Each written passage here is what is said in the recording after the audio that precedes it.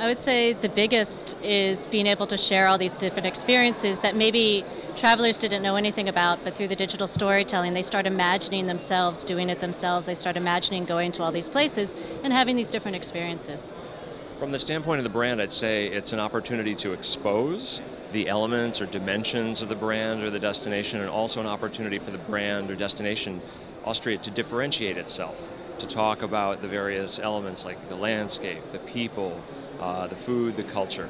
One of the biggest challenges is that there's so much digital noise, meaning we have so many photos going out there, we have so many Facebook posts, there's so many videos, and so the challenge is trying to have, getting back to the storytelling part, is trying to have a story that goes with the photos, the posts, and if it's a video, to actually have a story that's a journey, so that way it draws people in and it gets them thinking about it perhaps in a deeper way rather than just like moving on to the next photo. I think a lot of people use the term story but don't necessarily understand how to properly interpret it and interpret it on social media channels. So to sort of echo what Audrey said, it's the idea of demonstrating a change or a transformation, something that happens. It's not about talking about all the great things, but having a character that undergoes a transformation and comes in the experience one way and then comes out of the experience another. Many people want to see what's kind of raw or real or kind of in the moment. So there's a place for that type of video, that place for that type of photo. However, there's also a place for edited photos or edited, videos as well, because often you're going to have different, people you talk to, and if you're crafting a story, you might need to edit in order to make it fit together, as opposed to it being 15 minutes, you might want to edit it down to 3.